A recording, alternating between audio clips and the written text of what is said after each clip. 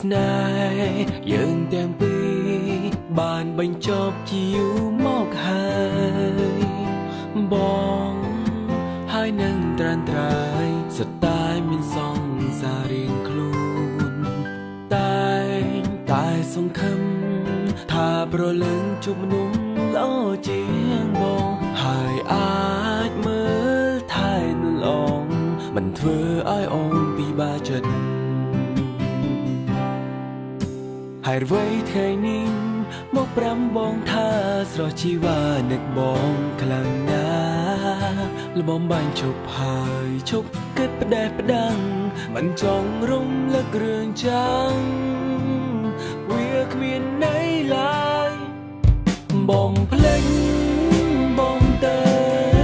យកគ្មានផ្លូវឲ្យដកដើមទេជុំខ្វល់ពេលបងទៀនទៅមានមេបងមានគេមានក្ដីសងណាខំកិនមុំអូនព្រមចង់សារនឹងចារឿងយ៉ាងទាំងពីរគេមិនដឹងច្បាស់ពួកយើងបែកគ្នាយូរណាស់គ្មានថ្ងៃដូចដើមឡើយ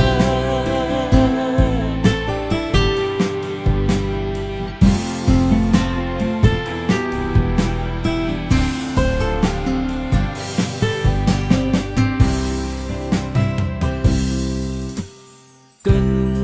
ពីខ្លួនឯងហើយត្រូវគិតពីមនុស្សនៅក្បែរស្រីកុំខ្វល់ពីបងទៀតអី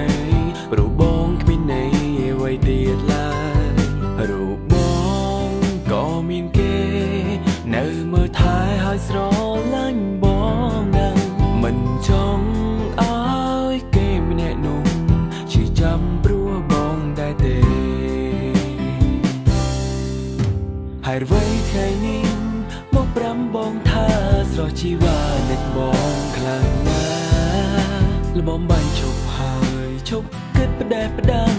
មិនចង់រំលឹករឿងចាំងវាគ្មានន័យឡើយ